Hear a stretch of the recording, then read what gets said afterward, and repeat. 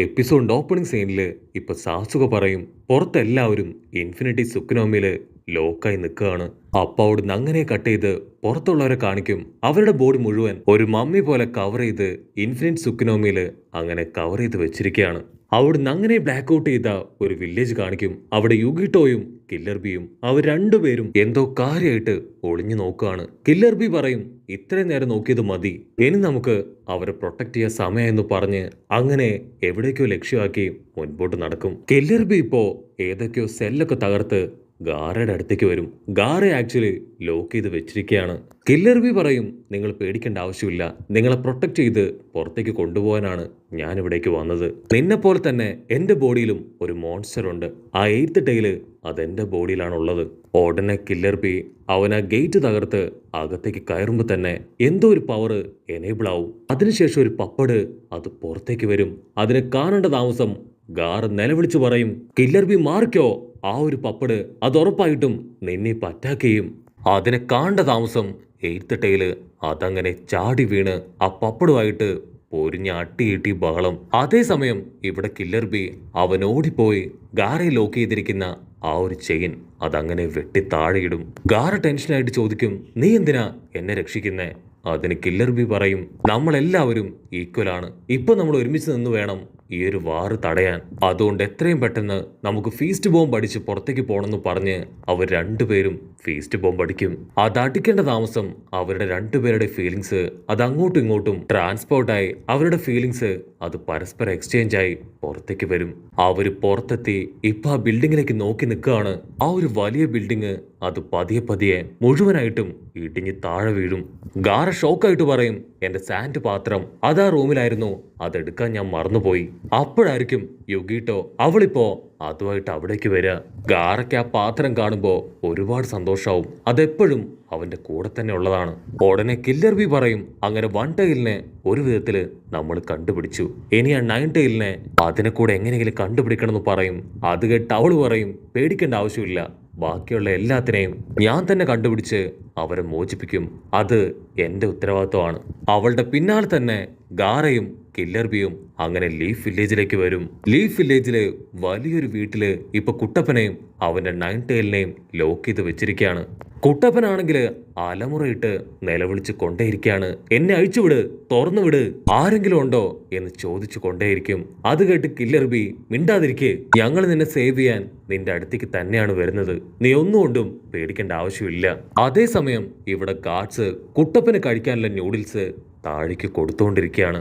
ആർത്തി മൂത്ത കുട്ടപ്പൻ മരിക്കാൻ പോകുമ്പോഴും അവന്റെ ന്യൂഡിൽസ് അത് പിടിവിടാതെ അങ്ങനെ പിടിക്കാൻ നോക്കുമ്പോഴായിരിക്കും, അത് നാവിൽ കൊതിയോടെ അങ്ങനെ പിടിക്കാൻ നോക്കുമ്പോഴായിരിക്കും കില്ലർ ബിയും ഗാറയും അവർ രണ്ടുപേരും ചേർന്ന് ആ ഗാർഡ്സിനെ തല്ലി താഴെയിടുക. അവര് താഴെ വീഴുമ്പോ അവരുടെ കയ്യിലുണ്ടായിരുന്ന ആ നൂഡിൽസും ഇപ്പൊ താഴേക്ക് വീഴും. ഓ നോ, നിങ്ങൾ രണ്ടുപേരും എന്റെ നൂഡിൽസ് അത് കളഞ്ഞു. അത് കേട്ട് കില്ലർ ബി അവൻ ദേഷ്യപ്പെട്ടു പറയും മിണ്ടി പോരുത്, അല്ലെങ്കിൽ നിന്നെ ഞങ്ങൾ രണ്ടുപേരും ചേർന്ന് ഇടിച്ച് സൂപ്പാക്കും, നിന്നെ സേവ് ചെയ്യാനാണ് ഞങ്ങൾ ഇവിടേക്ക് വന്നത്. അവരുടനെ ആ ഒരു സെല്ല് അത് തകർക്കാൻ ശ്രമിക്കും, പക്ഷെ അതില് ചക്ര പവർ ഉണ്ട്, അതുകൊണ്ട് തന്നെ അവർക്ക് അതിന്റെ അടുത്തേക്ക് വരാൻ കഴിയില്ല. ഉടനെ 8 ടൈല് പേടിക്കേണ്ട ആവശ്യമില്ല, എന്റെ കയ്യില് ഇത് തകർക്കാനുള്ള പവർ ഉണ്ട്. അടുത്ത സെക്കൻഡ് 8 ടൈല് അവന്റെ പ്രത്യേക ജിപ്സ് ഉപയോഗിച്ച് ആ ഒരു സെല്ല് തകർത്ത് നറൂട്ടോയെ വളരെ ഈസി ആയിട്ട് പുറത്തേക്ക് കൊണ്ടുവരും. നമ്മുടെ ആൾക്കാര് എത്രയും പെട്ടെന്ന് അവിടുന്ന് രക്ഷപ്പെടാൻ ശ്രമിക്കും, പക്ഷെ അപ്പോഴേക്കും അവരെ എന്തോ ഒരു വലിയ ശക്തി വന്ന് അങ്ങനെ അബ്സോർബ് ചെയ്ത് ഒരു കിടങ്ങിലേക്ക് ഇടും. ഇപ്പൊ സമയം കഴിഞ്ഞ് ബോധം വരുമ്പോ അവർ ചുറ്റും നോക്കും, നമ്മളിപ്പോ എവിടെയാ, ശരിക്കും എന്താ സംഭവിക്കണേ എന്ന് ചോദിക്കുമ്പോ 9 ടൈൽ പറയും ഇതാണ് പണ്ട് മുതൽക്കേ ഉള്ള ഫൗണ്ടേഷൻ ഏരിയ. അവരെന്തെങ്കിലും ചെയ്യുമ്പോഴേക്കും ഹൊക്കാഗെ ആന്റി ടീമും അവിടേക്ക് കറക്റ്റ് ആയിട്ട് എത്തും.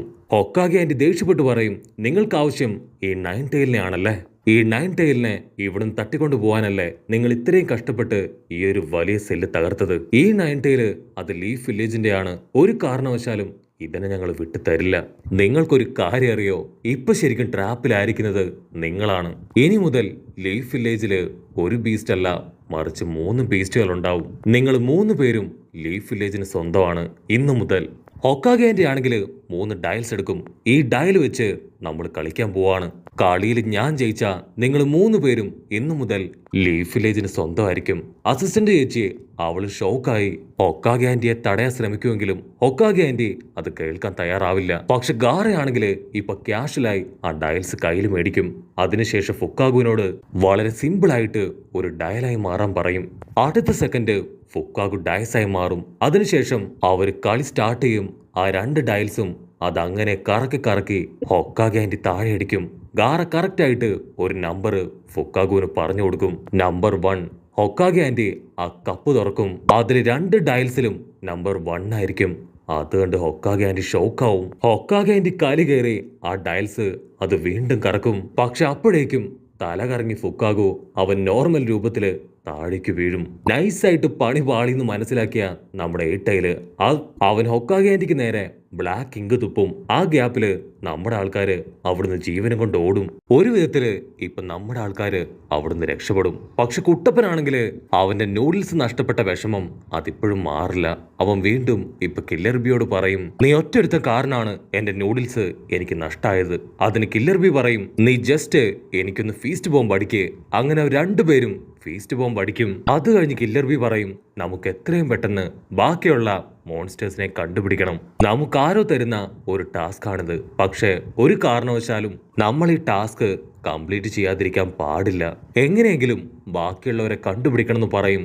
അപ്പൊ അതേസമയം ലോങ് ഷോട്ടില് ഹൊക്കാഗെ ആന്റി ആള് ഫുൾ കലിപ്പില് എങ്ങനെയെങ്കിലും നയൻടൈലിനെ വീണ്ടെടുക്കാനായി യാമുട്ടോ സെൻസൈനെയും ടീമിനെയും അവർക്ക് പിന്നാലെ അയക്കും. ഹൊക്കാഗെ ആന്റി പറയും, നമ്മുടെ പ്രധാനപ്പെട്ട ഉന്നം അത് നയൻടൈലാണ്. പക്ഷെ ബാക്കി 2 മോൺസ്റ്റേഴ്സ് കൂടെ അവരുടെ ടീമിലുണ്ട്. പറ്റുകയാണെങ്കിൽ അവരെ 3 പേരെയും നീ ഇവിടേക്ക് കൊണ്ടുവരണം.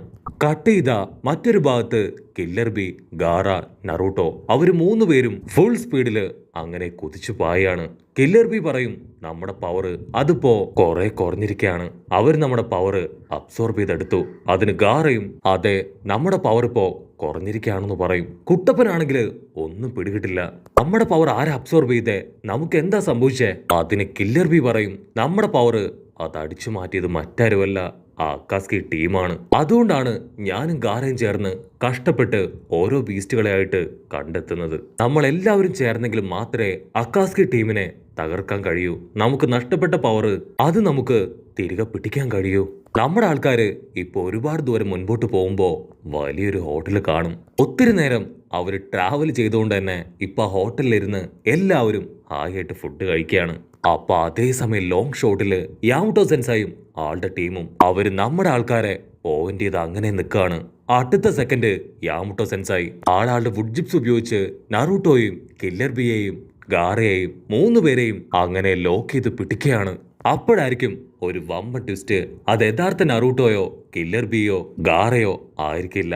അവരുടെ വെറും ക്ലൗൺസ് മാത്രമാണ്. നമ്മുടെ 3 ആശാന്മാരും അവിടേക്ക് ചാടി വീണ് അവരുമായിട്ട് ഫൈറ്റ് ചെയ്യാൻ തുടങ്ങും. കുട്ടപ്പനാണെങ്കിൽ അവന്റെ ഒരുപാട് ക്ലൗൺസിനൊക്കെ ക്രിയേറ്റ് ചെയ്ത് അങ്ങനെ അറഞ്ചം പൊറഞ്ചം ഒരുപാട് സോൾജേഴ്സിനെ അങ്ങനെ തല്ലി തല്ലി കൊല്ലാണ്. മറ്റൊരു ഭാഗത്ത് ഗാറയും കില്ലർ ബിയും അവരും ഇപ്പോ അവരുടെ ഫുൾ സ്ട്രെങ്തില് ആ സോൾജേഴ്സുമായിട്ട് അറഞ്ചം പൊറഞ്ച ഫൈറ്റ്.